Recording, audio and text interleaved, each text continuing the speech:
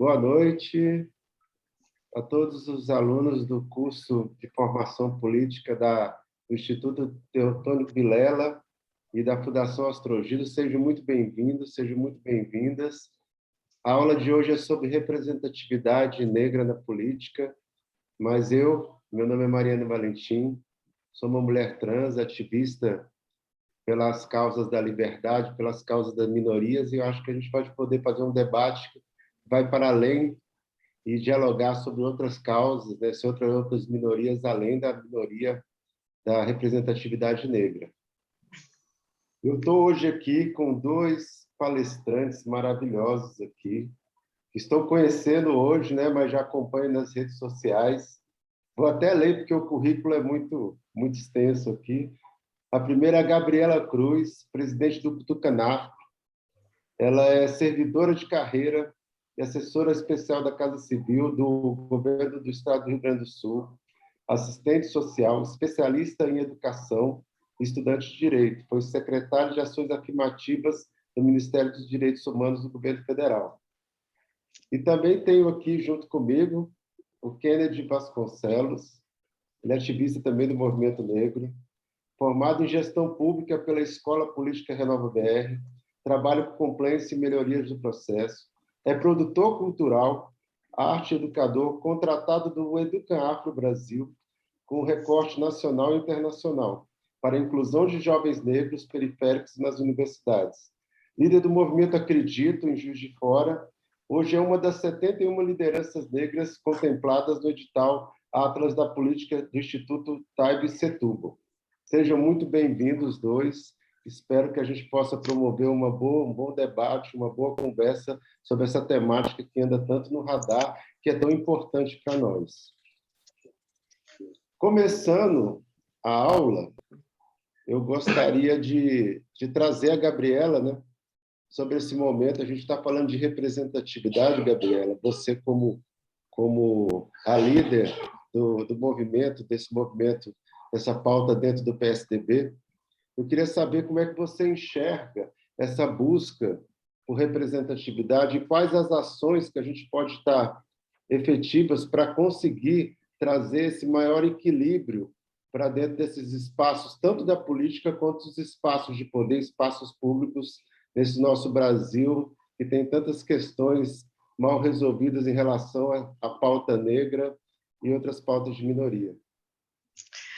Boa noite, Mari. Boa noite a todos os alunos.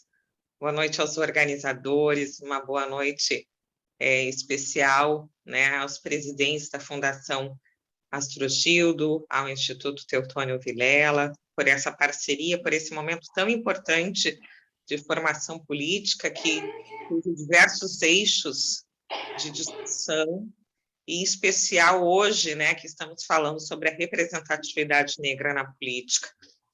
E eu estou muito feliz de estar aqui com você, com Kennedy, para que a gente possa, de fato, falar sobre um tema tão importante, tão caro para todos nós, né? Porque a formação política, a comunicação, a troca de saberes, de experiências, é fundamental para o crescimento e para uma visão plural de representatividade. Então, a sua própria representatividade, essa sororidade feminina plural que devemos ter entre nós, mulheres, ela é fundamental para a garantia de direitos, para que a gente possa, sim, estar representadas nos espaços de poder e decisão, nós, mulheres negras, nós, mulheres trans, as mulheres lésbicas, as mulheres com deficiência, todos os tipos de mulheres.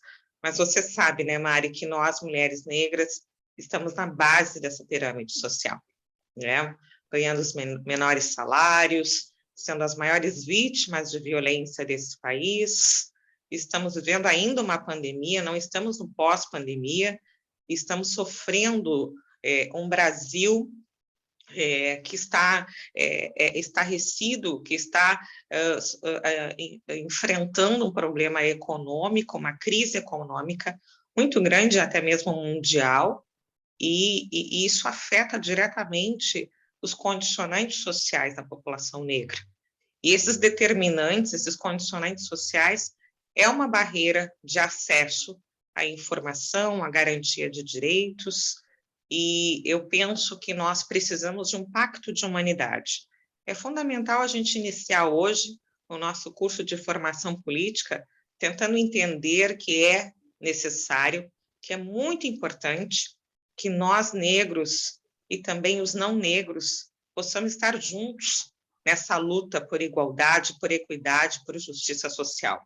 Porque é nesse pacto de humanidade, é nessa empatia, é nesse engajamento que nós vamos ter, sim, um espaço onde o negro, sim, possa chegar ao seu patamar de representatividade. Não uma representatividade só no legislativo, mas também precisamos de uma representatividade no poder executivo, no poder judiciário, e como a gente está falando de representatividade política, é muito importante nesse momento que a gente possa também fazer uma linha do tempo, Mari, porque nós vivemos aí quase 400 anos de escravidão no Brasil, nós tivemos uma lei áurea com apenas 2 artigos, né? Então, em 1988, nós tivemos uma abolição, que está inacabada até hoje, e é importante essa linha do tempo para ver por que há tanta desigualdade e pobreza no Brasil, por que a população negra é a população mais pobre desse país, né? Porque lá atrás não se garantiu direitos, não se garantiu o direito à terra, o direito ao trabalho, o direito à educação, e a reparação histórica,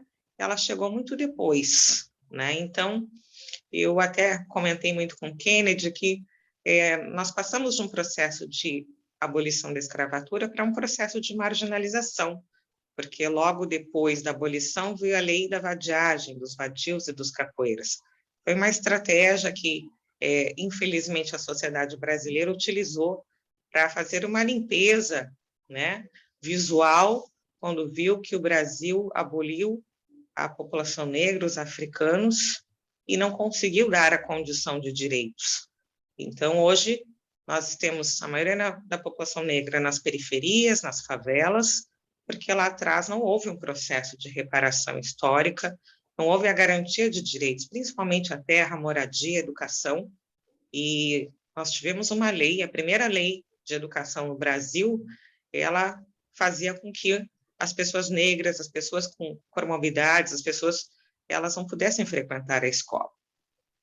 Então, de lá para cá, a gente precisa fazer essa linha do tempo, porque hoje nós somos a população negra, conforme os dados do IBGE, nós somos a população negra maioria nesse país, quase 56% da população, isso é muito importante falar, mas nós estamos subrepresentados nos espaços de poder e decisão, sendo nós a população mais pobre, a população que é a maior beneficiária dos programas de transferência de renda, as mulheres chefes de família, principalmente as mães solos, né, que estão à frente, né, chefiando as suas famílias, garantindo o sustento das suas famílias. É importante dizer que a primeira mulher negra a morrer de Covid-19 no Brasil foi uma mulher negra, doméstica, e que não teve amparo nenhum, né? A nossa sociedade, ela precisa ampliar a sua visão, porque a representatividade negra na política ela é muito importante. Nós precisamos, sim, ter um olhar plural da sociedade. A nossa cor da pele não interfere no nosso intelecto. Isso é muito importante falar, que nós negros, a academia, as ações afirmativas, elas nos deram a oportunidade de ingresso nas universidades, nos deram a oportunidade de formar negros em diversos campos de atuação. Eu mesma sou fruto das ações afirmativas e eu só tenho a agradecer esse processo de ações afirmativas nas universidades brasileiras. Claro que a minha universidade aqui no Rio Grande do Sul, ela iniciou um projeto de ações afirmativas para a inclusão de negras e negras na universidade bem antes da lei de cotas, mas foi fundamental para que eu pudesse chegar onde cheguei, sendo uma aluna nota 10 em todos os meus projetos de pesquisa. Então, isso prova que a cor da pele não indifere no meu intelecto, mas me faltava, sim, oportunidade e condições financeiras, socioeconômicas, de pagar uma universidade, porque eu venho da periferia, de escola pública, e eu costumo dizer que eu sou filha também de mãe, fui criada por 2 mulheres negras, a minha avó cozinheira, a minha mãe monitora de escola.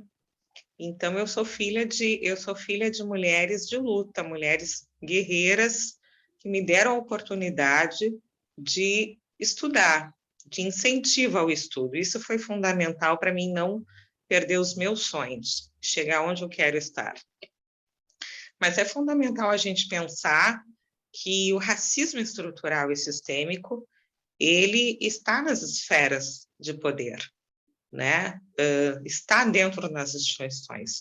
Nós vivemos um racismo estrutural, institucional e sistêmico, e que nada mais é que uma herança do patriarcado, do colonialismo brasileiro, do eurocentrismo, né? Nós temos ainda heranças do Brasil que o Brasil escravo, o Brasil escravagista, o Brasil escravista, e o poder, né? O poder historicamente esteve nas mãos, né, de homens héteros, né? E as mulheres, né, tiveram muita coragem de ir às ruas para garantir o voto. Hoje, o voto feminino foi uma das maiores conquistas das mulheres no Brasil, mas é muito importante também, Mari, a gente fazer uma reflexão de enquanto as mulheres estavam nas ruas lutando pelo voto feminino, as mulheres negras estavam dentro das suas casas cuidando dos seus filhos para garantir que elas estivessem lá lutando pelo voto feminino. Então, é muito importante que a gente possa fazer diversas reflexões para que a gente possa, de fato, pensar por que estamos subrepresentados na política. Porque há uma discriminação racial no Brasil, porque há um racismo institucional ainda. Esses cursos de formação política, essas ferramentas que nós estamos aqui hoje debatendo, oportunizando, são fundamentais para que esse pacto de humanidade ele possa ocorrer, para que a gente possa unir as nossas forças e pensar que cada um de nós tem um ponto de partida. Todos nós temos um ponto de partida, né? E a população negra ela está em desvantagem nesse processo. E nós precisamos mudar essa régua, Mari. Essa régua ela precisa ser horizontal. Nós temos que deixar de ter essa régua vertical para ter uma régua horizontal que dê paridade, que dê condições, que possa, de fato, fazer as mudanças e que os nossos candidatos negros, né, que tiverem a oportunidade, que nós tivemos uma conquista muito histórica e emblemática nas eleições de 2020, com os recursos do fundo eleitoral proporcionais às candidaturas negras, mas nós precisamos nos organizar muito mais para que esses recursos sejam descentralizados, para que esses recursos possam, de fato, potencializar candidaturas, para que possam chegar nas mãos destes candidatos com tempo hábil, de organização, de planejamento, porque sem isso a gente não avança, né?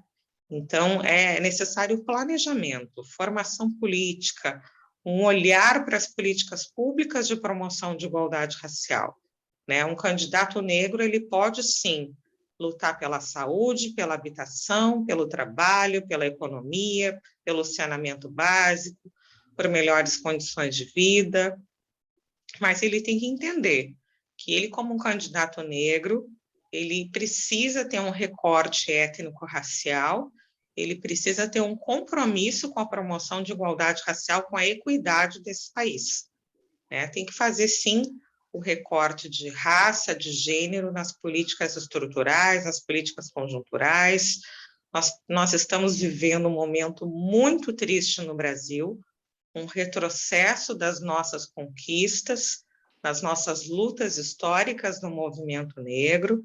O PSDB, desde a época de Fernando Henrique Cardoso, ele foi um primeiro presidente da República a reconhecer, né, que o Brasil era um país racista, romper com o mito da democracia racial, acolher as demandas históricas do movimento. Posso aqui citar a Marcha Zumbi dos Palmares, que foi uma das maiores manifestações esplanada dos ministérios em 1995, e lá o Movimento Negro entrega ao nosso presidente Fernando Henrique Cardoso reivindicações da marcha, porque queria, sim, romper com o racismo e que o Brasil se comprometesse em implementar nesse país políticas de promoção de igualdade racial. E aí criamos o grupo de trabalho interministerial, com diversos intelectuais e pensadores negros que fizeram um trabalho minucioso para colocar na pauta, na agenda política pública do Brasil, a atenção a todos os eixos de política de promoção de igualdade racial: saúde, trabalho, renda, comunidades quilombolas, a cultura. Temos aí a Fundação Cultural Palmares, que foi um marco emblemático na história nesse país. Ela foi instituída junto à Constituição brasileira para salvaguardar a cultura afro-brasileira, para cuidar dos nossos quilombos. Infelizmente, a gente vê tudo isso um retrocesso dessas lutas históricas, das conquistas de Durban, das nossas conferências. Esse ano é um ano de revisão do sistema de cotas, e eu estou muito preocupada com isso, porque nós estamos aquém do esperado ainda, nós não temos dados estatísticos, o governo federal não tem esse compromisso com a agenda pública racial, investimento nas nossas políticas públicas, né? Nós só temos um quilombola prefeito eleito no país, que é o nosso querido prefeito de Goiás, de Calunga. Em 2016, nós tivemos nas eleições municipais um percentual de 29% de candidaturas negras, e pretas e pardas eleitas. Em 2020, apenas 32%. Não cresceu muito esse percentual, né? Nós ainda estamos aquém do esperado. Nós precisamos do engajamento social e político, né? Porque, nesse momento, a população negra está lutando por sobrevivência, por condições socioeconômicas, mas nós, os partidos políticos, precisamos ter um olhar sensível de acolhimento e escuta às nossas lideranças de bairro, de periferia, os nossos líderes comunitários que fazem um trabalho fundamental dentro das periferias. Nós precisamos ter um olhar para os jovens negros, porque eu costumo dizer que o Celso Ataíde da CUFA, ele tem muita razão quando ele diz que nós precisamos ver potenciais nas periferias, nas favelas, não só as necessidades, mas nós temos grandes potenciais. Mas, infelizmente, o racismo estrutural e sistêmico faz muitos meninos jovens negros sonhadores ter uma visão de marginalização do nosso país.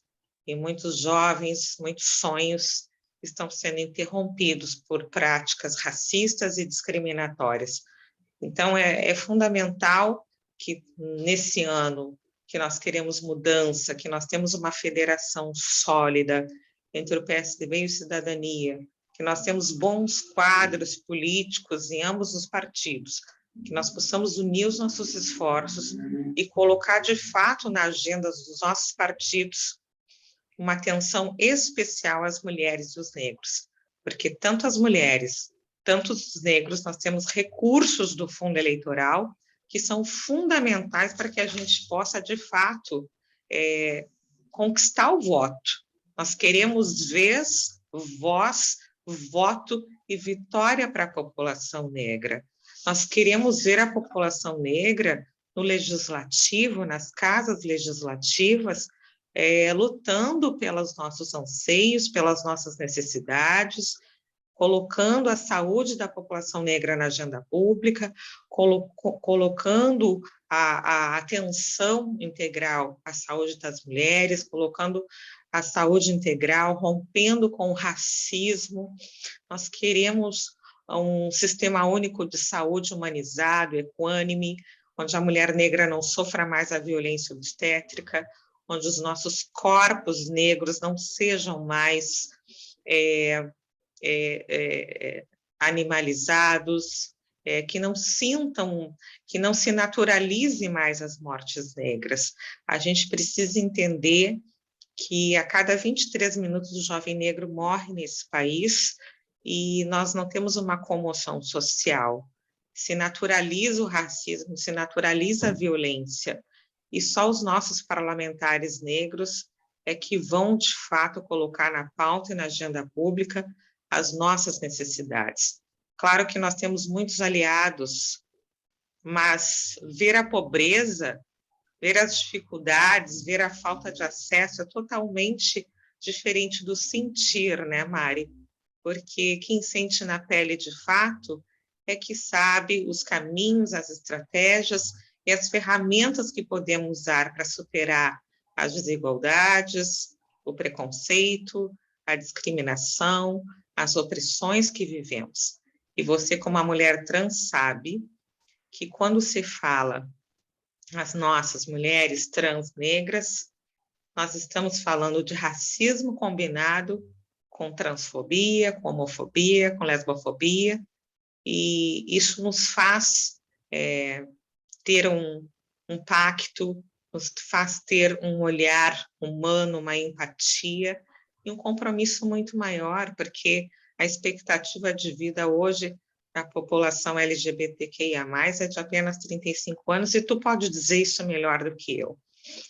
Nós vivemos um longo processo de desigualdade, nós vivemos ainda heranças do patriarcado, do colonialismo, do eurocentrismo, do eugenismo brasileiro, do racismo científico, e cabe a nós, partidos, muito bem organizados que somos, descentralizar esses cursos de formação política para os estados, para os municípios, mapear as nossas lideranças negras, incentivar os nossos governadores eleitos, que o negro ele também pode ser um secretário de habitação, de assistência social, de economia, porque geralmente colocam nós negros apenas nos quadros e nos órgãos de promoção de igualdade racial, mas nós estamos preparados e prontos, e nós temos um saber epistêmico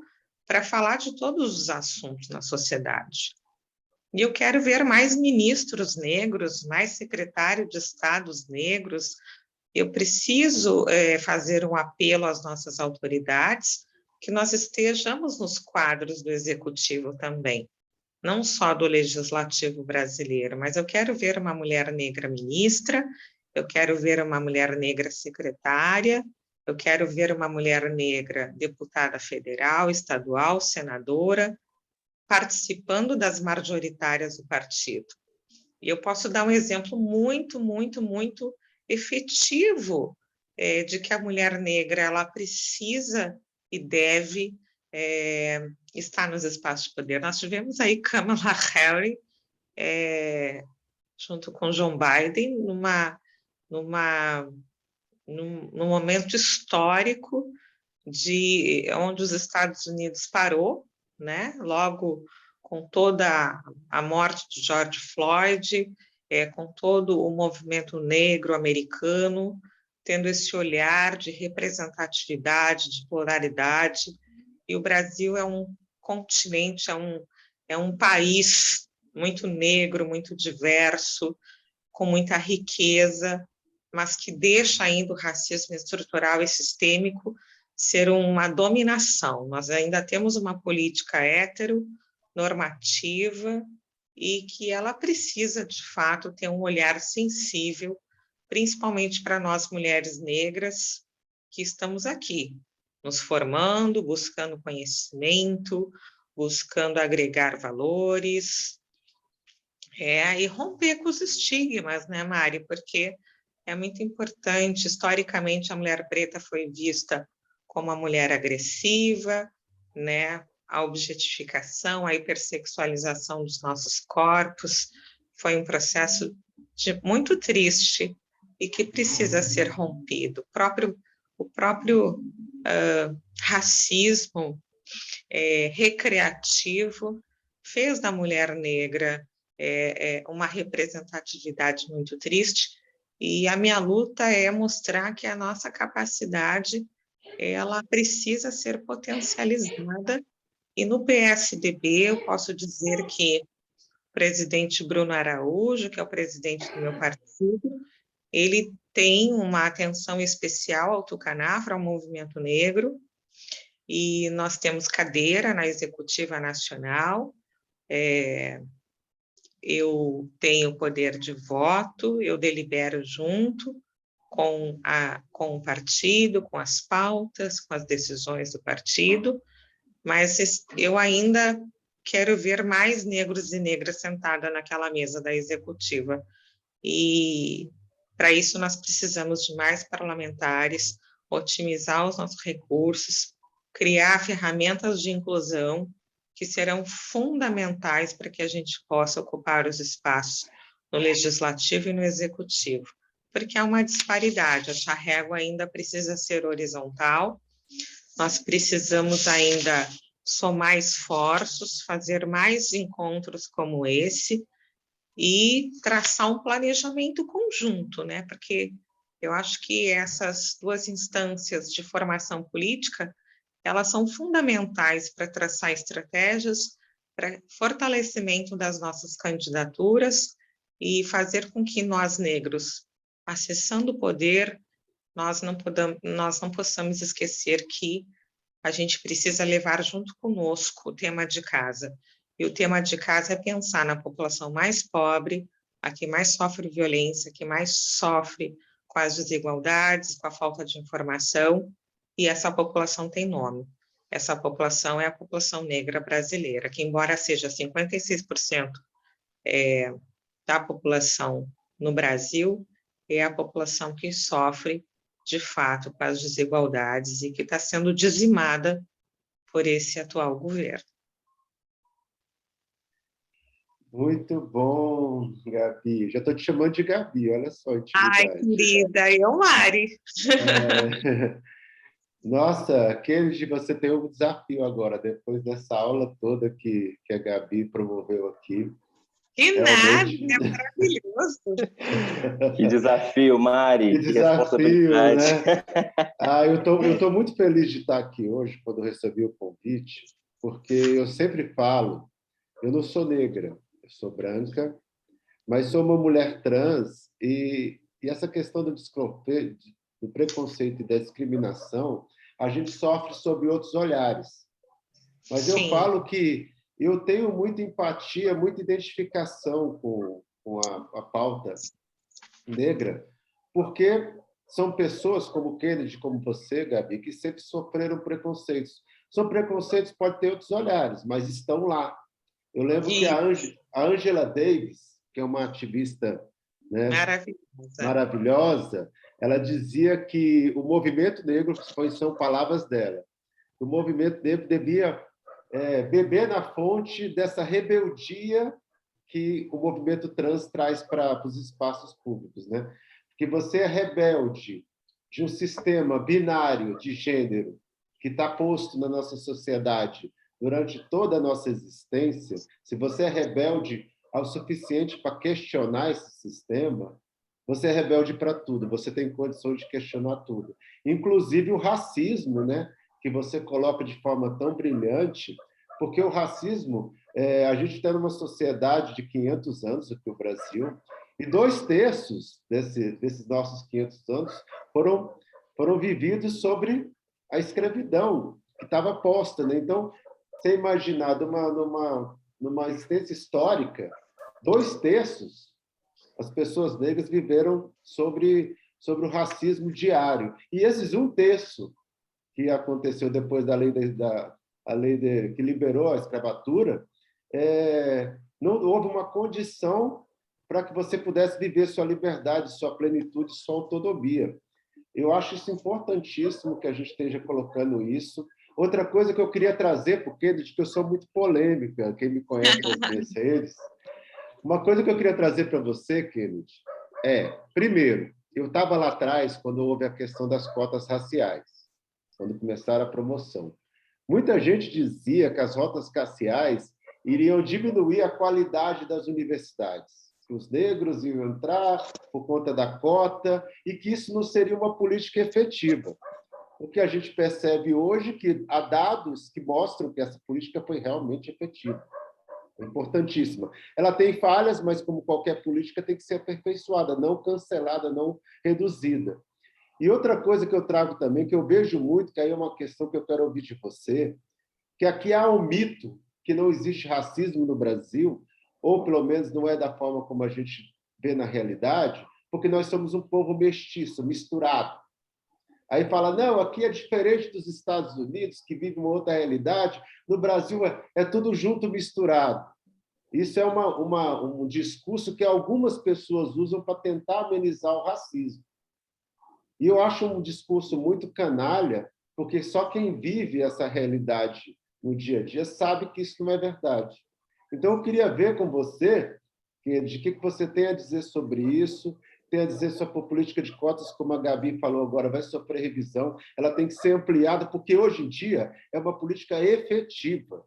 Já tem dados e evidências, o que o pessoal dizia lá atrás que isso não ia acontecer. Então, a gente está muito mais fortalecido para ampliação e para desconfigurar essa questão do todo mundo fala, está todo mundo junto e misturado, e está tudo certo, e não existe racismo. Queria jogar essa bola quente para você. Que maravilha, hein, Mário? Bom, gostaria de agradecer imensamente por esse espaço aqui, principalmente pela Cidadania e pela FAP, né? E pelo ITV e o PSDB. Eu acho que essa união foi sensacional. A gente está realmente numa conexão aqui maravilhosa.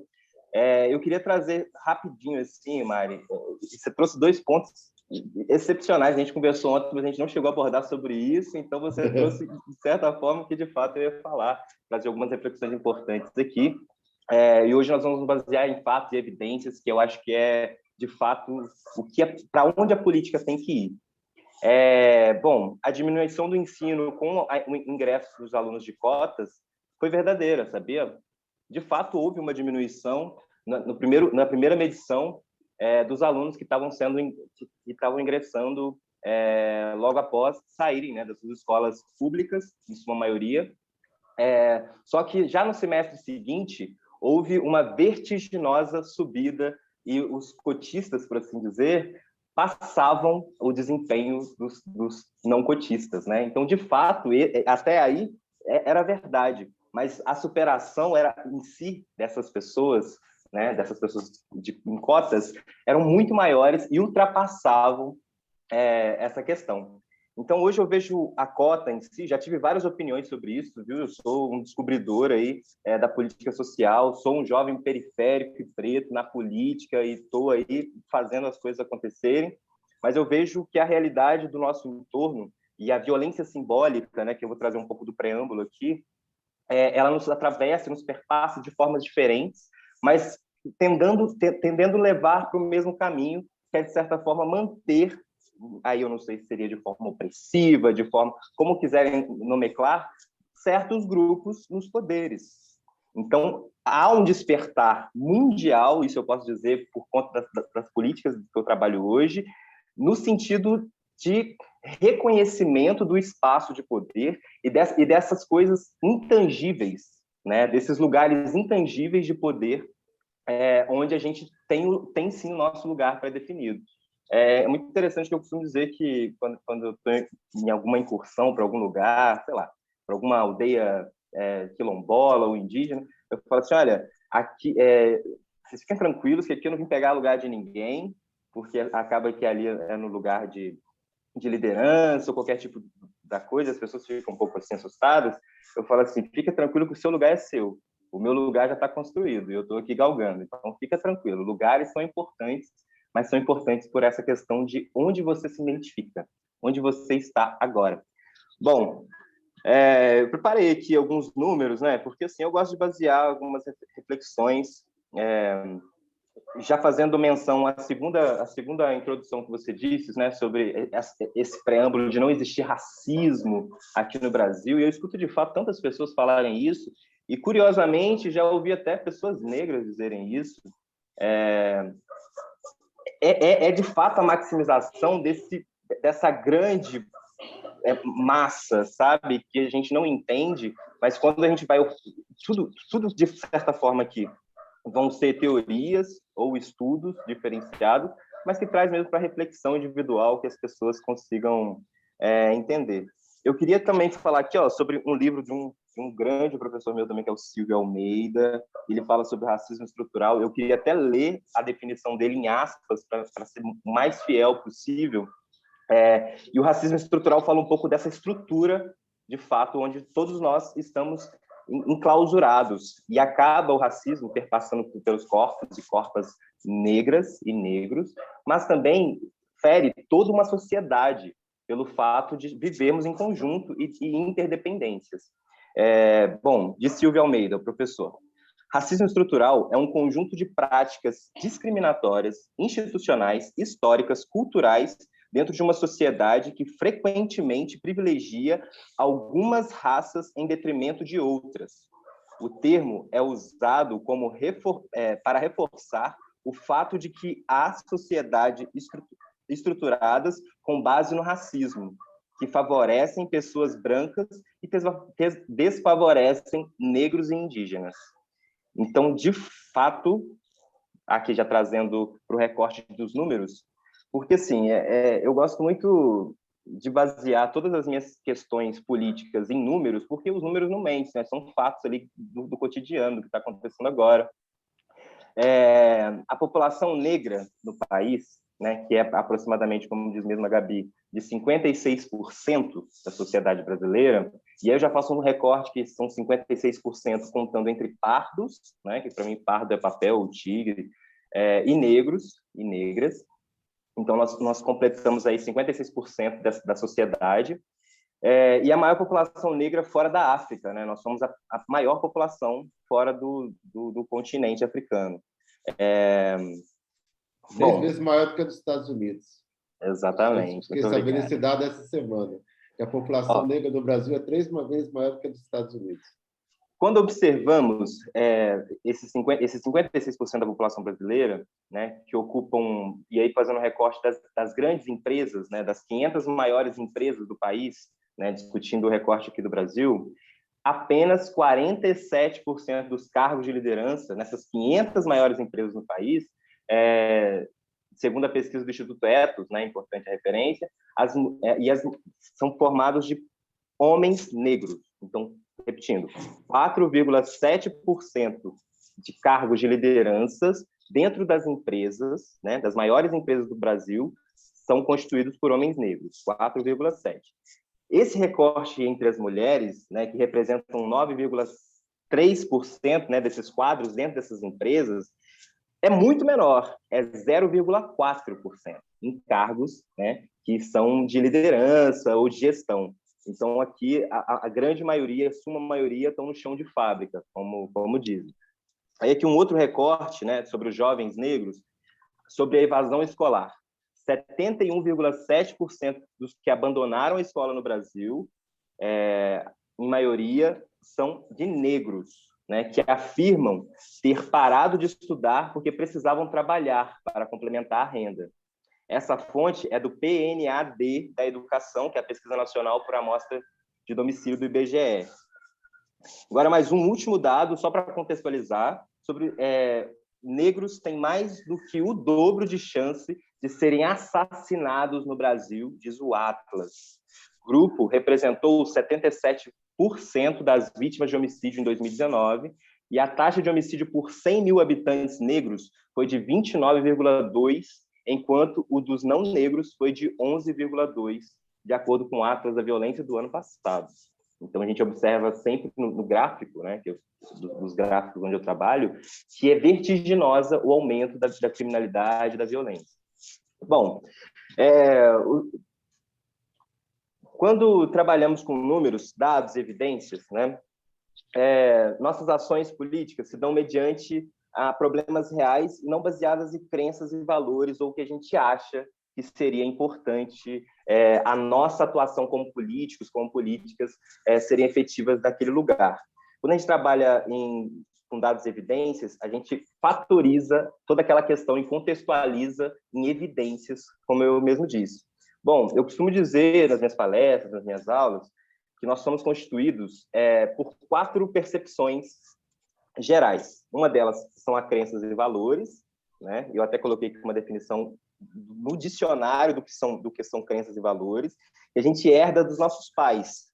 Então, as crenças e valores são as percepções que a gente herda de casa, que a gente já nasce de forma introjetada, né? Crenças são estados mentais em que se assume que algo é verdade ou provável. Valores, enquanto ética, reflete o grau de importância de alguma coisa ou ação humana, com o objetivo de determinar quais são as melhores ações a serem tomadas para o bem comum ou qual a melhor maneira de viver numa comunidade em sociedade ou para determinar a importância de diferentes ações. Um outro contexto também dentro desses pilares, né, que são 4 pilares. Desses 2, crenças e valores, eu os defini, e a morfogenética, que também seria como se fosse uma energia organizativa das células, né? A forma com que as nossas sinapses cerebrais acontecem, os caminhos, o nosso cérebro é formado de forma preguiçosa, né? A gente nos levar para um senso comum, onde se economiza energia, né? Isso é até uma questão evolutiva. Então, a morfogenética que ajuda, é um elemento que ajuda a organizar nosso cérebro, atuando como uma extensão indivisível, né, em formato de energia de nossas células, isso também é uma teoria, e a percepção do funcionamento do ambiente ao nosso redor, né? Acho que muitos já devem ter ouvido que nós somos as 5 médias de pessoas ao nosso redor, e nós somos o ambiente onde habituamos, diga com quem tu andas, que eu te direi quem és, e de fato, isso interfere na nossa constituição e na nossa existência. Bom, digo que são teorias sociais que partem da filosofia ou sociologia, e tem uma figura muito interessante que eu ando pesquisando, dentre outros vários aspectos negros, de sociólogos e filósofos negros, mas eu fui um pouquinho anterior a isso, para tentar entender um sociólogo que chama Pierre Bourdieu, né, que é uma pessoa não negra, que traz em sua teoria o poder simbólico das funções sociais, que são desempenhadas pelos sistemas simbólicos e diversos, né? Que são as coisas intangíveis da sociedade, que são as formas com que os nossos padrões invisíveis atuam sobre esses mecanismos de tomada de decisão. Então, o que é que faz a gente tomar uma decisão para o bem ou para o mal? O que é que faz nós gostarmos de alguma coisa ou de achar outra coisa feia ou bonita? Então, Pierre Bourdieu vai vir tomando essas questões do poder simbólico e, em contrapartida, a opressão simbólica, que também exerce poder sobre esses grupos tidos como minoria. Não sei se vocês sabem, né? Aqui a grande maioria não está contextualizada. Estou vendo aqui tem rostos de vários recortes. Mas uma das estratégias, né, dos navios negreiros, na época, do Brasil colônia escravagista, era separar as famílias, as línguas e as crenças, né, para descaracterizar a figura daquelas pessoas, e assim ficar mais fácil a dominação. Então, isso ainda acontece, de fato, a tentativa de separação. As pessoas mais negras que eu consegui pesquisar e ir mais a fundo, pessoas mais velhas, né, ancestrais mesmo, porque dentro da filosofia africana tem essa questão da ancestralidade, de retornar aos mais velhos, né? E também é uma questão cíclica, que eu vou falar mais à frente, que traz justamente essa tentativa de apagamento histórico dessas pessoas dentro desse contexto escravizado, né? E aí, dentro desse poder simbólico, né, está os títulos, ou os tidos como doutor, professor, colocando como um poder além do ser humano, que a palavra do que eles estão dizendo, ou qualquer outra estrutura, está abaixo do que eles estão falando, porque tem o poder ali da narrativa academicista ou qualquer outra coisa. Então, dentro dessa métrica, também houve uma tentativa de impedir com que os negros e negras, à época, tivessem acesso aos estudos, né? Então, nós temos aí várias figuras, Luiz Gama, Abdias do Nascimento, que conseguiram, de forma primária, no autodidatismo, aprenderem questões e ali sim furar barreiras e conseguir introduzir e mostrando que os negros têm, de fato, essa capacidade laboral acadêmica, né, que até então não se acreditava ter. Na verdade, não se acreditava ter que os negros não tinham nem alma, né? Por isso que, de certa forma, a estrutura autorizava com que fossem escravizados. Bom, sobre essas questões simbólicas, não sei se eu estou falando muito rápido, eu gostaria de ser bem claro e entendido, né, esclarecendo o tema. No marketing, a gente tem a influência da cor, né? As próprias esferas das maiores empresas usam as cores para atender você ter fome, para atender, porque isso daí já é comprovado que o nosso cérebro tende. Perfeito, a Renata falando que está ótimo. Que um lugar é confortável, que um azul bebê nos traz conforto, que um vermelho nos traz fome. Vocês já devem ter pesquisado isso em algum momento, isso é no marketing. E também os gatilhos mentais, que é o que nos leva para esse senso comum, né? Então, assim, o marketing em si, e aí isso eu estou dizendo no que tange a gente hoje, ele traz essa questão de tentar lidar caminhos onde o nosso cérebro, que já é de forma preguiçosa, né, que é uma luta que a gente tem que ter diária, nos tende a levar para opiniões de senso comum. Né? Então, ou seja, se a maioria do lugar onde você está prioriza um certo tipo de ação ou de ideia ou de forma de se portar ou de pensar, você vai tender a ter aquilo também. Mas aí quando a gente consegue de forma crítica, né? E aí é uma crítica que eu digo individual, porque creio aqui que todos nós, aqui nessa sala hoje, os que estamos assistindo também na versão gravada, tem uma obrigação ética, moral e até consigo mesmo, né, da sua própria existência, da existencialização e de como pode ajudar o outro a melhorar o seu entorno através da política. Eu tenho certeza que cada uma, todos e todas aqui, tem de certa forma, essa pré-definição que a política, a caneta na mão, é o lugar onde a gente melhora a vida das pessoas. Então, se a gente tem essa definição muito bem conceituada dentro da gente, né, e aí com a forma da mais profunda ética e valores agregados que a gente vai construindo ao longo da nossa vida também, a gente tem a necessidade de melhorar esse nosso entorno. E aí, melhorando o nosso entorno, não com o que a gente acha que é o certo, e sim com que um conjunto de grupos do qual nós representamos traz esse tipo de conceito, mas de forma cíclica. Eu recebo e eu levo esse tipo de informação também para o debate. Então, assim, é de extrema importância que nós, eleitos e eleitas, tenhamos o uso dos coletivos, a escuta ativa. Eu estou aprendendo, assim, porque a militância às vezes nos dá uma força, então assim, estou aprendendo a ser mais calmo, lendo mais Martin Luther King, o amor, de como o amor transforma as coisas, de fato transforma. E aí tem uma ferramenta muito interessante que é a comunicação não violenta, que fala sobre a questão empática das coisas, né? Como você consegue escutar de forma empática e sem julgamento o outro mesmo. Assim, é um ponto de vista, a gente tem que pensar que são sempre pontos de vista.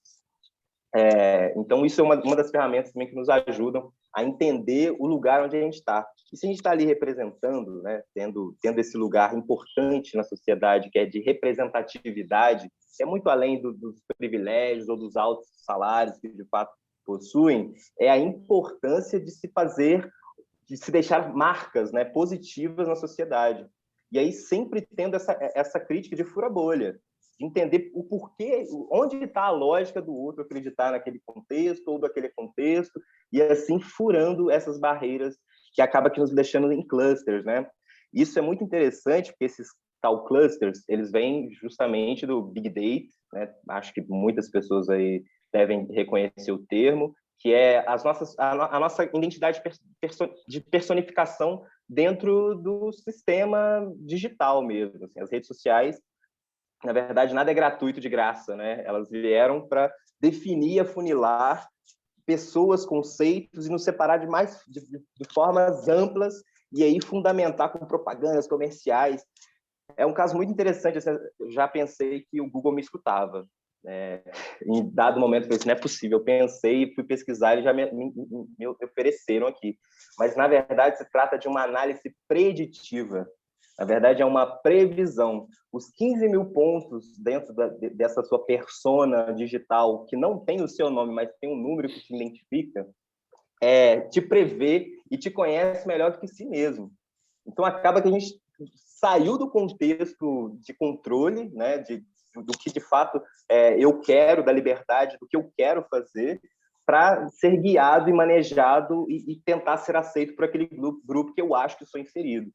Então, assim, é muito importante essa criticidade de enxergar as crenças, os valores, aquilo que é tangível de mudança interna nossa, por observação, e aí, seja da clareza, seja da emoção, seja da emoção, ou o que é que faça qualquer pessoa mudar, mas de jogar todas as crenças e valores e definições do que você acredita ou não para fora, sabe? De sair do automatismo, assim. Eu acho que andar no automatismo é muito perigoso.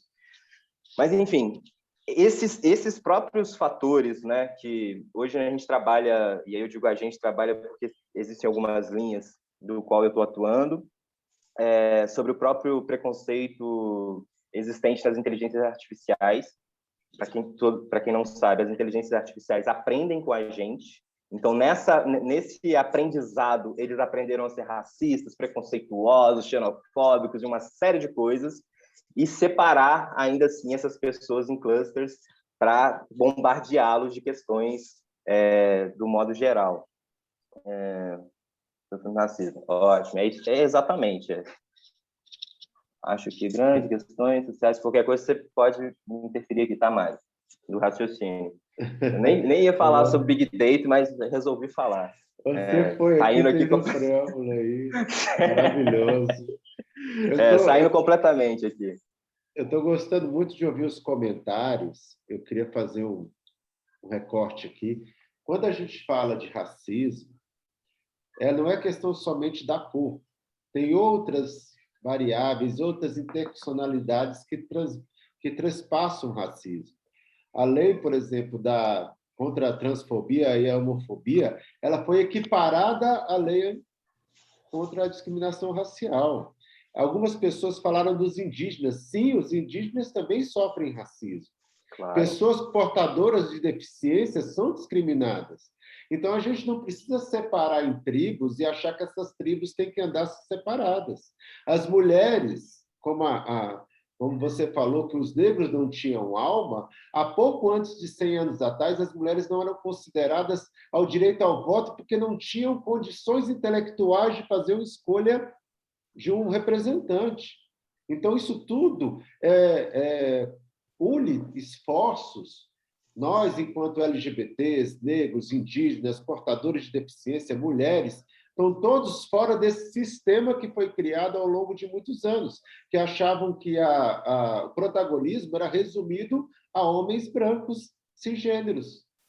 Então, quando a gente dialoga, eu estava vendo pessoas, tem os índios aqui, tem as pessoas mais velhas, né, que também sofrem preconceito, tem o preconceito religioso, as religiões de matriz africana sofrem também por esse preconceito. Quer dizer, o preconceito foi uma coisa ensinada na sociedade, você não nasce preconceituoso, você aprende a discriminar, e essa desconstrução é um olhar para dentro de si mesmo que tem que ser olhado com muita sinceridade, porque o que eu mais escuto é pessoas dizerem: eu não sou preconceituoso. Eu até tenho medo quando a pessoa fala isso, porque talvez ela não tenha consciência do que ela vive. Porque eu mesmo, sendo uma mulher trans, que sofro preconceito por conta da minha existência, também tenho os meus preconceitos. E também faço uma escutativa a mim mesma, a maluquice, queridos, de observar a mim mesma aonde estão os meus preconceitos. Mas eu busco isso sinceramente, porque eu sofro isso na pele todos os dias. Então, quando eu olho para algum grupo que eu não faço parte, mas que sofre preconceitos, eu estou lá observando, será que eu não estou reproduzindo esse preconceito ali? Exato, entendeu? Então, não precisamos separar. A gente, hoje em dia, tribalizou as redes, parece que cada um está ali defendendo o seu espaço e não dialoga com o outro. Quando a gente fala, por exemplo, da pauta racista, a pauta racista ela tem que estar acima de questões de ideologia política. Você é negra, independente de você ser de esquerda ou de direita.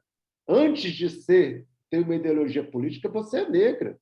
Então, a gente tem que considerar essas pautas acima, inclusive, dessas questões. Se uma mulher de direita sofre racismo, sofre homofobia, transfobia, eu tenho que ser em defesa dela. Eu estou no Cidadania, quando eu vejo alguma parlamentar, hoje em dia acontece muito violência contra parlamentares trans, eu não me importo em qual partido que ela esteja. Eu vou em defesa, porque não é uma questão de a visão de mundo dela é parecida ou não comigo. É a questão de humanidade, foi o que a Gabi trouxe. Essa questão de humanidade ela tem que estar superior a essas questões ideológicas. Eu acho que a gente está trazendo, no Cidadania e no PSDB, a gente está fazendo esse movimento. Eu acho muito bonito, porque o PSDB é considerado um partido de social-democracia, de centro. Muitas pessoas da esquerda mais clássica, identitária, criticam os nossos partidos. Eu acho que a gente tem que demonstrar que não. Nós estamos aqui para defender essas pautas com uma visão talvez de muito diferente de outros partidos, mas que está aí. Estão todos juntos, unidos nessa luta. Ô, Mari, tem uma coisa importante que você trouxe, que é falar sobre essas questões, né? Porque às vezes até eu já falei também, mas peraí, eu não sou homofóbico, eu até tenho amigos gays. Exatamente. Não, eu não sou racista. Não, espera, sabe? Minha família é toda negra, mas aí quando você entende que é a estrutura, não é o indivíduo, não sou eu em si, é toda uma estrutura que cerca essa narrativa e que de fato inebria a visão com que a gente não consiga caminhar para essa direção, assim. Tem até uma frase que eu estava até falando para a Gabi hoje mais cedo, a gente conseguiu falar rapidinho, assim, foi uma honra. E aí eu até falei uma frase para ela que assim, que eu percebo que a morte de pessoas negras, de pessoas trans, de gays, de mulheres sempre aconteceram, né? E aí, por algum motivo, e aí creio até que seja a digital, as pessoas acham que agora é que está acontecendo mais ou que está se divulgando, mas não. Agora, na verdade, nós estamos nos sensibilizando mais, por ao mesmo tempo que toda essas coisas ruins acontecem, as notícias horríveis, como uma câmara de gás e outras coisas que, enfim, não gostaria nem de pensar aqui, fundamenta exatamente esses dois lados da moeda. Então, assim, existem cantões, rincões aí do Brasil que estão acontecendo coisas gravíssimas, mas esse sentimento de humanização está sendo no mundo inteiro, né? E aconteceu muito mais depois da morte de George Floyd, né? Nos Estados Unidos, Black Lives Matter, Vidas Negras Importam. E aí tem uma frase muito importante do Victor Hugo, assim, que eu acho sensacional, que fala: nada mais poderoso cuja ideia é que o tempo tenha chegado. Então, a nossa luta em si é de gerações e existia muito antes da nossa existência em si, mas eu acho que agora chegou. E ter o recurso, por exemplo, do TSE, né, destinado a negros, e antes já ter destinado 30% para mulheres, né, que já pega 50%, vamos colocar assim, é de suma importância para corrigir esses quadros históricos, sabe? A questão das mulheres foi até o Congresso Nacional, né, mas o recorte do TSE foi uma normativa, né, ou seja, até isso é um problema, né, da nossa falta de representatividade, de não ter no Congresso representatividade que lá mesmo faça isso. Fala comigo. Vou trazer um dado aqui só para vocês. Ontem eu estava no seminário de mulheres lá no Senado. Hoje, nós somos 80 mulheres na Câmara Federal. Dessas 80 mulheres, 13 são pardas ou negras e apenas uma é indígena. E aí eu te falo uma coisa, sabe qual a representatividade da população trans no Congresso? Zero. Zero, não tem baixa representatividade, tem zero representatividade. E dois, não é nessa legislatura, não. Isso nunca aconteceu, nunca elegemos uma pessoa trans para a Câmara Federal, para o Senado, para o Congresso Nacional. Olha só que assustador isso, quer dizer, como é que eu não posso estar dialogando com vocês que estão nessa luta junto comigo? Como é que eu não posso estar dialogando com as mulheres cisgêneras, com as mulheres negras, com as pessoas LGBTs, com as pessoas indígenas. Tem apenas uma parlamentar indígena. Alguém estava colocando aqui, nós temos apenas uma parlamentar indígena. Eu acho que o Congresso é um local de representatividade, e essa representatividade não está posta. Como a Gabi trouxe, 56% da população é negra ou parda. 52% da população são de mulheres. E as câmaras, tanto federal quanto as municipais, elas têm que estar representando isso também. E como a Gabi também trouxe muito bem, a questão do executivo, não é só nas câmaras legislativas, no executivo, nas empresas. Existe um trabalho aí dentro das empresas, no mercado privado, que tem que ser buscado também. E não é só aquela representatividade para aparecer como chaveirinho de militância, não. Para dizer, olha só, como você falou, na minha empresa ali, a gente fez um plano e colocou pessoas negras lá. Colocaram pessoas, não, eu quero ver como é que ela está dentro, trabalhando, ela está tendo acesso de liderança, de diretoria, se ela realmente está participando ou só foi um marketing da empresa para querer vender visibilidade, vender inclusão. Eu acho que pessoas negras elas não têm que pedir licença, elas têm que ter o direito, acessar por direito, por competência. A diversidade traz competência para dentro do legislativo, ela traz competência para o executivo e para as empresas, traz, inclusive, lucratividade. Já está provado por vários estudos que a diversidade dentro das empresas traz lucro. Então, não tem que pedir licença. Tem que chegar e dizer, esse espaço é nosso e a gente tem que estar lá por N motivos. Eu não quero ficar com o pires na mão, dizendo, meu Deus, por favor. Eu quero dizer, eu tenho esse direito e estou aqui para ocupar esse espaço. Mário, eu falo demais, falo demais. Não, você fala muito bem. Pré-candidato é assim mesmo, gente. Por favor, eu aceito. Pré-candidato é assim, não pode perder um palanque que já está falando. Desculpa, Gabi. O debate tá bom, tá amplo, mas assim, pela questão de tempo, até o respeito ao tempo aqui, quero até pedir desculpa a alguns dos alunos aqui, a gente recebeu mais de 40 vídeos.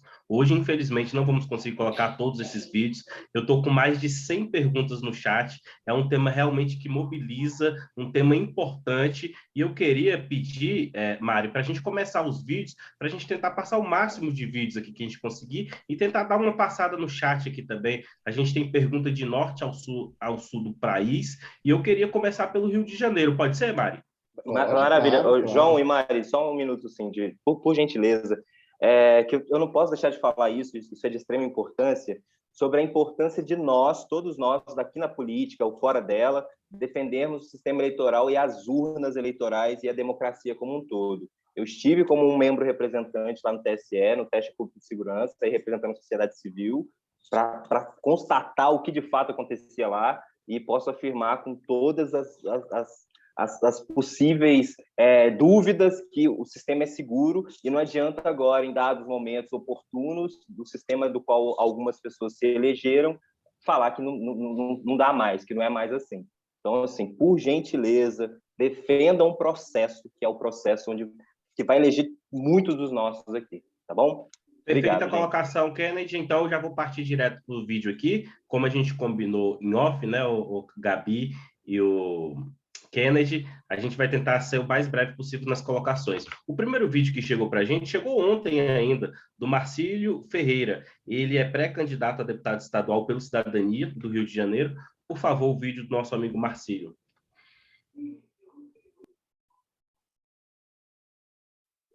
Boa noite, meu nome é Marcílio Ferreira, pré-candidato aqui pelo Rio de Janeiro. Eu queria saber como é que se faz, qual é o caminho aí para poder incentivar mais as mulheres, né, na política, assim como os negros também na política, né, que tem que inserir mais, que são poucos candidatos negros, né, eleitos, né, a gente tem aí um parlamento aí que pouquíssimos negros têm também, assim como poucas mulheres também inseridas no parlamento, né, ou até mesmo eleito como no cargo do executivo. Tá? Eu queria saber qual é o caminho, né, e como a gente podemos contribuir para isso. Gabi, eu vou começar com você, pode ser? Você pode fazer o seu comentário em cima da fala do nosso pré-candidato lá do Rio de Janeiro? Oi, querido. Eu vou falar rapidamente, né? Em função do tempo. Eu acho que são as ferramentas de inclusão, são os cursos de formação política, é o olhar sensível dos diretórios estaduais e municipais de acolhimento, escuta e valorização, né, dos nossos candidatos negros, das mulheres, porque a gente precisa de um processo de acolhimento, a gente precisa de um processo de escuta, a gente precisa chegar dentro dos diretórios, se sentir em casa, nós precisamos trazer um debate profícuo das nossas necessidades. Eu não posso deixar de falar também, que eu vi no chat, que teve uma pessoa que manifestou que muitos negros se discriminam ou discriminam. Eu quero dizer que, historicamente, a imagem do negro ela foi uma imagem negativa no Brasil. Né? Eu, quando criança, eu não tinha referenciais, eu não me via nos shampoos, eu não me via nas propagandas, eu não me via nas novelas como protagonista, como empresária. Historicamente, nossas crianças negras foram ensinadas como um padrão de beleza eurocêntrica, europeia. Por muitas vezes eu quis alisar os meus cabelos, por muitas vezes eu não achava os meus fenótipos, os meus traços lindíssimos, essas heranças africanas que estão em mim, uma beleza, né, um padrão de beleza nesse país. Então, quero dizer para essas pessoas que, infelizmente, o nosso Brasil, a nossa sociedade, ela colocou o negro num processo de subalternidade. Ela projetou para que a gente não se sentisse pertencente, a gente não tivesse referenciais que a gente pudesse empoderar. Depois de muito tempo, eu fui buscar o meu empoderamento, fui buscar a minha condição negra. E eu acho que nós precisamos unir os nossos esforços, esse pacto de humanidade. É como a Mari falou, é o combate à LGBTfobia, é o combate ao capacitismo, porque muitas pessoas olham as pessoas com deficiência apenas a sua deficiência, né? E a deficiência não pode chegar primeiro tem que chegar a competência das pessoas. A cor não pode chegar primeiro, tem que chegar a competência, o intelecto das pessoas, né? E essas interseccionalidades são fundamentais. A intersecção, ela é fundamental. A transversalidade, ela é fundamental.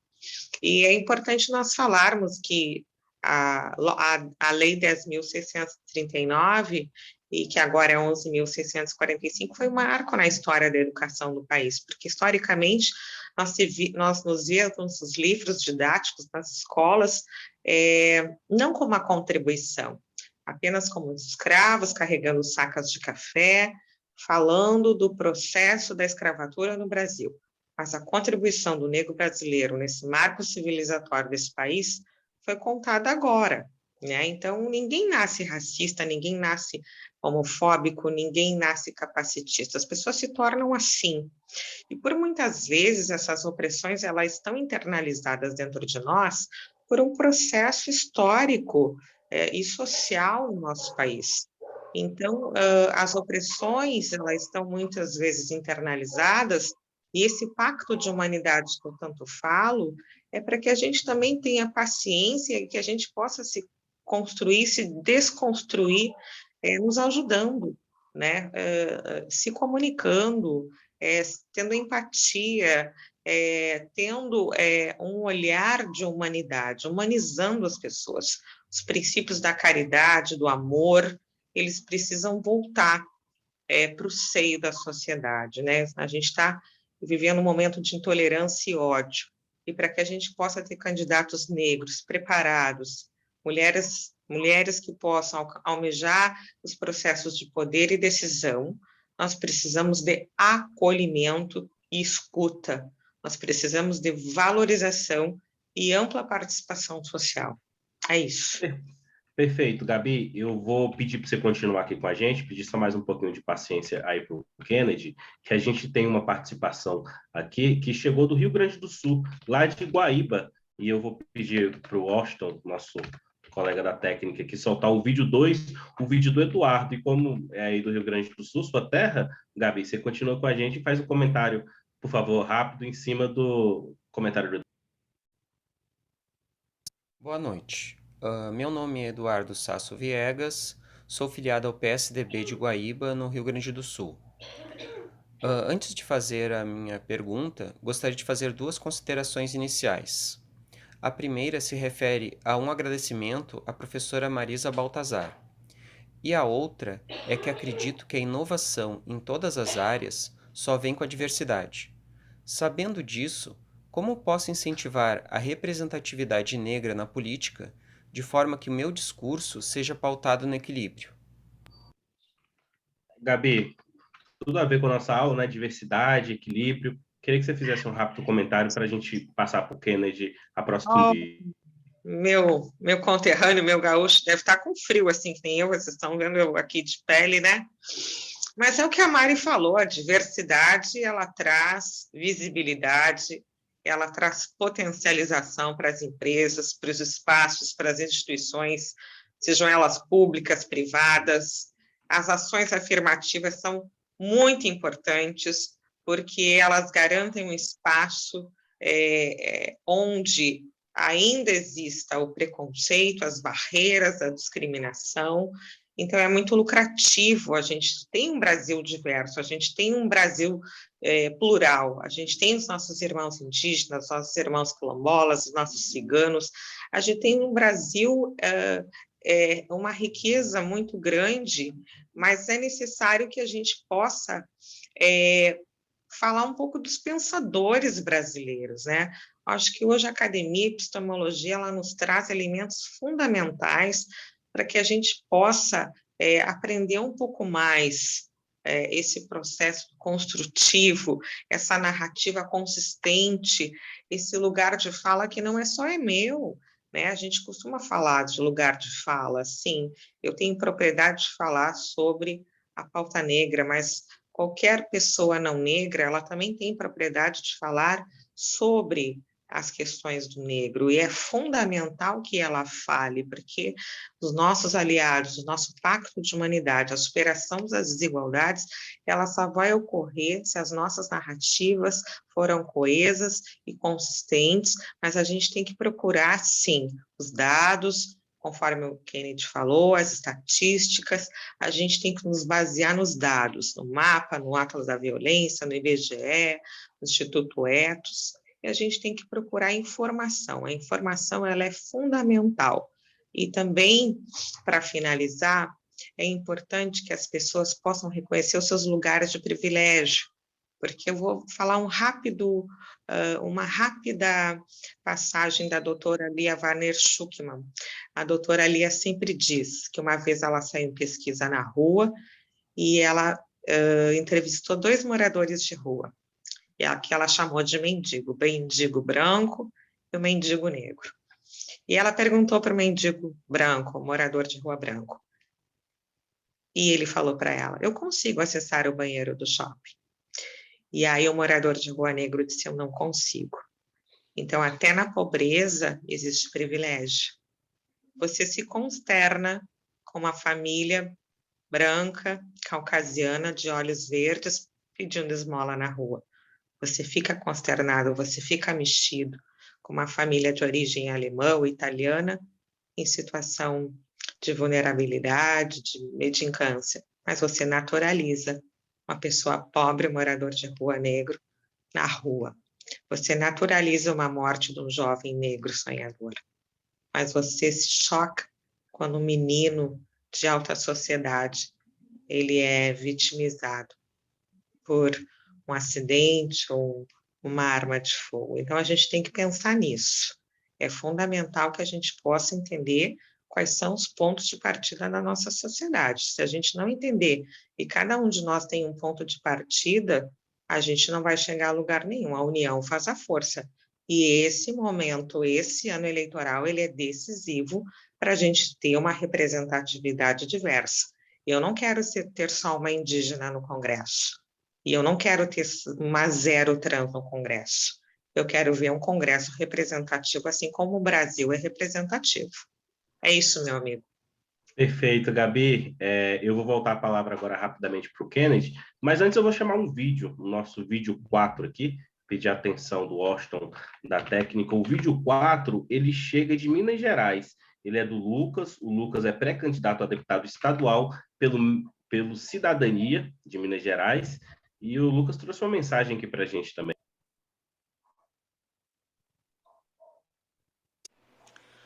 Fala pessoal, Douglas Silva falando, sou pré-candidato aqui em Minas Gerais, deputado estadual, sou secretário-geral do Núcleo Igualdade, faço parte do Cidadania já há algum tempo, então eu cumprimento aí a banca e a todos os envolvidos, todos que estão participando dessa maravilhosa aula.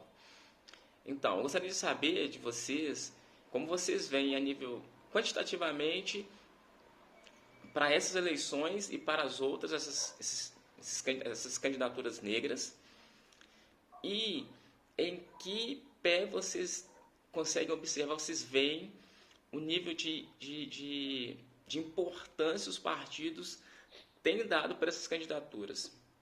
Então, um grande abraço a todos, muito obrigado pela oportunidade. A gente agradece aí ao Douglas, né, que é o nosso candidato a deputado estadual por Minas Gerais. Seu conterrâneo, né, Kennedy? Ele faz parte comigo da diretoria aqui do Igualdade. Foi uma honra ter construído aí durante anos essa candidatura dele, muito importante, inclusive. Bom, Douglas, quantitativamente, cara, eu vejo de extrema importância. Assim, eu tenho certeza que vai ser um marco na história de recordes mesmo de candidaturas de negros e negras, de mulheres trans e dessa multiplicidade nas campanhas e nas eleições de 2022. E com isso, com certeza, a tomada de consciência geral vai fazer com que essas pessoas múltiplas se elejam. Agora, assim, eu tive a oportunidade de participar de algumas reuniões do TSE, né, da equidade racial, e da formalização de todo esse contexto, né, que está se dando agora. E eu vejo que os partidos em si não estão dando muita bola para isso. Assim. Eu vejo que é mais um pouco por ser questões jurídicas, né, e indutórias ali, mas está tudo bem também. A gente vai galgando nosso espaço assim, ou seja, perpetrando ações, ou seja, formalizando de forma jurídica ou de forma institucional, não tem problema, a gente chega. Então, assim, eu vejo que alguns partidos não mais importantes, como esses espaços de decisão, esse espaço aqui agora dos dois partidos federados é extremamente importante para isso, só que outros nem tanto, assim, mas de qualquer forma estaremos aí todos juntos e juntas, uma grande frente ampla racial e de equidade geral. Muito obrigado, Kennedy. Eu vou dar prioridade aqui para alguns vídeos que chegaram, mas daqui a pouco eu vou passar pelo chat. É porque no chat a gente está com mais de 100 perguntas no chat. E para a gente da coordenação, fica mais fácil depois a gente responder o chat, que a gente consegue responder diretamente para o aluno no chat, junto com os professores, do que o vídeo. Então, o pessoal gravou o vídeo ao longo do dia, mandou aqui para a gente. Eu vou chamar o vídeo 3 agora, que eu tinha pulado, que é um vídeo que chega do Rio de Janeiro, e eu vou pedir para a Gabi responder o vídeo do PSDB do Rio de Janeiro. Por favor, vídeo 3, Washington.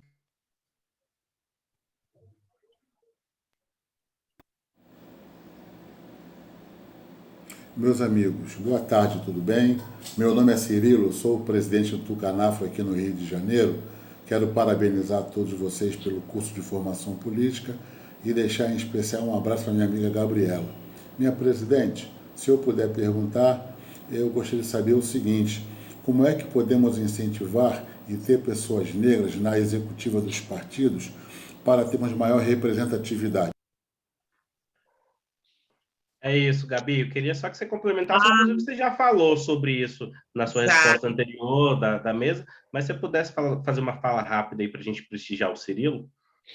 O Cirilo o Cirilo é um operador de direito, o presidente do CANAF do Rio de Janeiro. Eu acho que eu já falei, incentivando, acolhendo, escutando, realizando um processo conjunto e principalmente a transversalização entre os segmentos, mulher, juventude, diversidade. Eu acho que a gente precisa unir as forças também entre os segmentos do partido. Eu acho que isso também é muito relevante, a gente ter os segmentos no partido com uma coesão muito grande.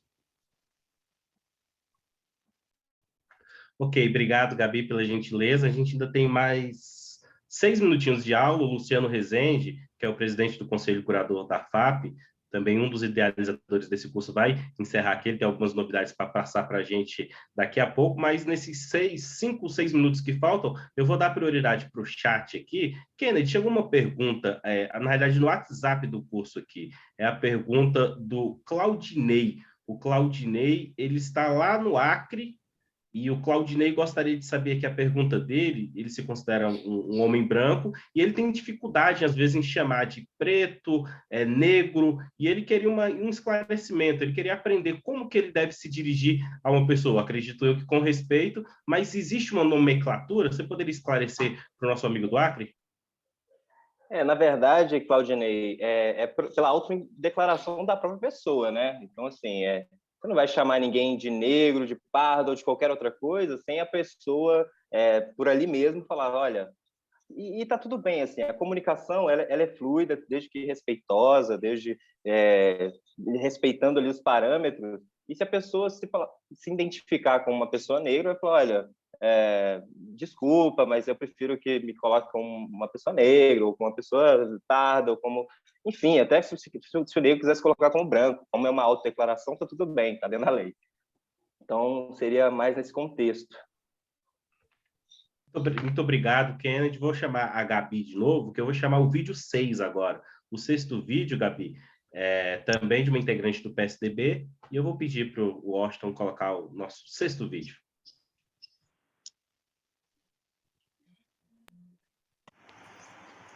Boa tarde. Boa tarde especial à nossa presidente Gabriela e parabenizando a todos pela execução do curso. Eu sou Eleomé Barroso, presidente do Tucanafra Amazonas e sou secretária-geral do Diretório Manaus. Diante da ausência dos negros, principalmente das mulheres, na política do nosso país, eu gostaria de fazer uma pergunta. O que falta para que os partidos políticos incluam os negros em suas plataformas e os incentivem efetivamente a participarem e a concorrerem a cargos eletivos? Gabi, a gente tem uma legislação nova, inclusive, que incentiva isso. Você falou na sua fala também, mas eu queria que você reforçasse rapidamente para a nossa presidente lá do Amazonas. Está me ouvindo? Ouvindo muito bem. A Eleomé Barroso, ela é a fundadora do Tucanafra, uma grande liderança do Amazonas, e a nossa pré-candidata a deputada estadual. Eu acho que a gente precisa de mais encontros como esse. Eu acho que esse é um de diversos encontros que a gente precisa ter. Eu acho que esse tema é muito relevante. Esse tema da representatividade negra é um tema urgente, emergente, porque nós temos um fundo.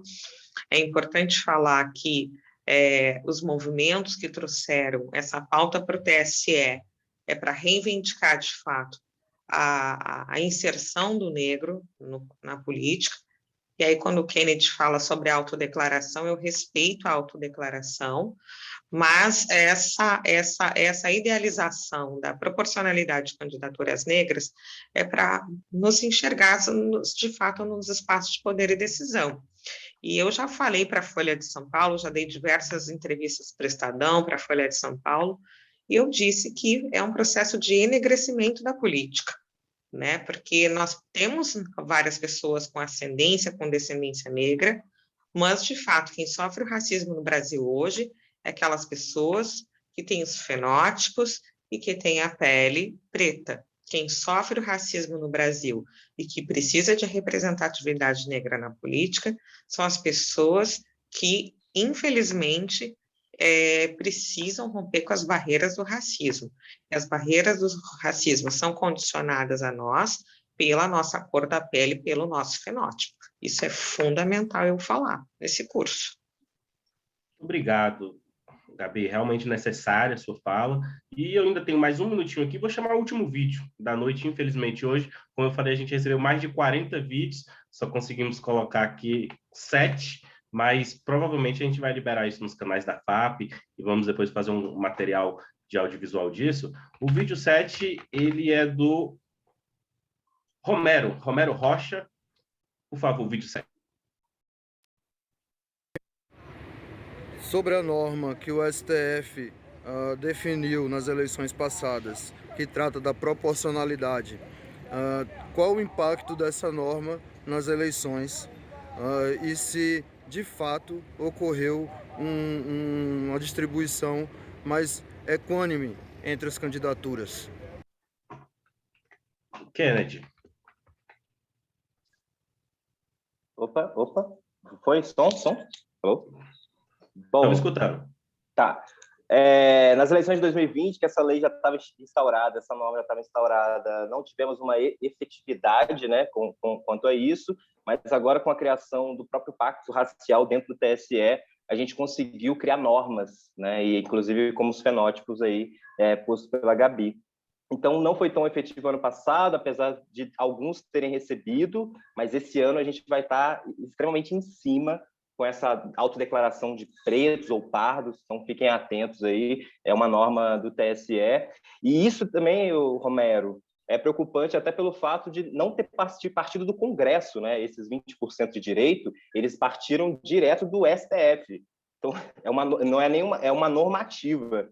Então, para você ver como é importante a nossa própria representatividade lá dentro para propor esse tipo de leis, assim. E até dentro dos próprios gabinetes dos não negros, né, dos vários candidatos brancos e brancas que nós temos aqui, a diversidade, a importância da diversidade dentro dos gabinetes também, de pessoas brancas, pretas, trans e etc., para ter essa multiplicidade também nas ideias do próprio candidato, né, do próprio eleito ali, extremamente importante. Então, é isso que eu gostaria de deixar também. Obrigado, Kennedy Júnior, Gabriela Cruz, Mari Valentim, muito obrigado pela sua mediação hoje aqui, Gabriela. Realmente foi uma noite ótima, assim, a gente está encerrando o curso de uma forma muito bacana.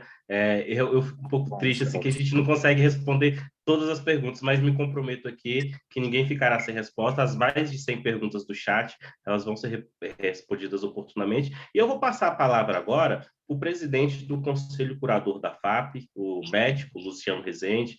Ele foi ex-prefeito de Vitória entre 2013 e 2020. Boa noite, Luciano.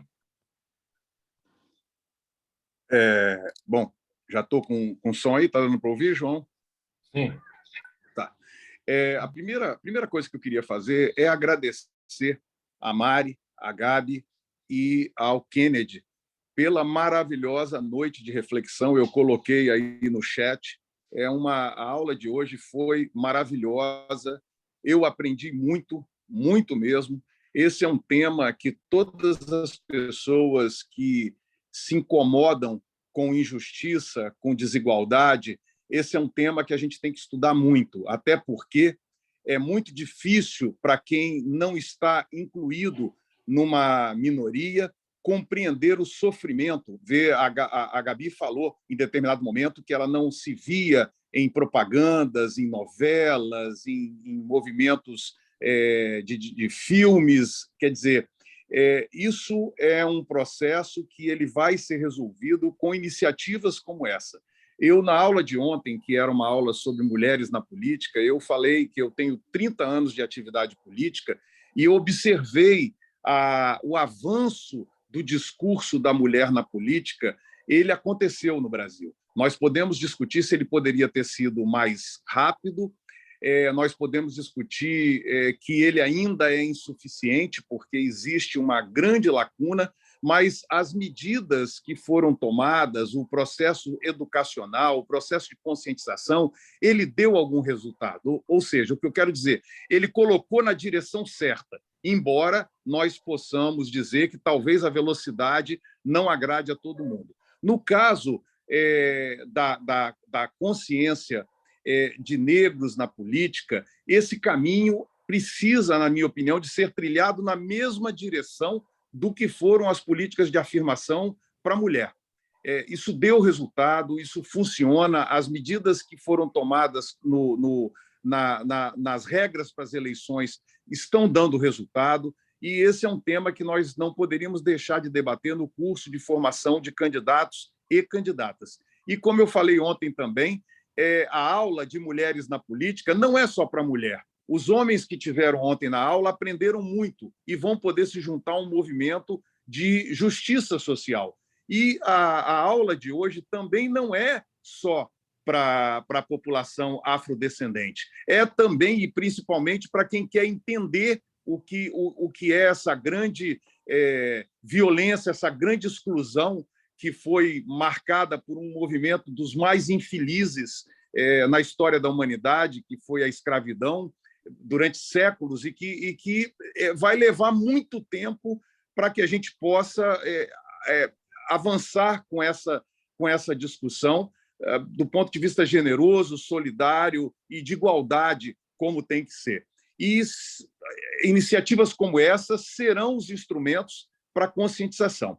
Então, ainda como um destaque positivo, nós tivemos a Mari, que também fala por uma outra questão importantíssima, que é a mulher trans, a diversidade também na orientação sexual, enfim, e isso tudo junta com um movimento que precisa de inspirar os candidatos.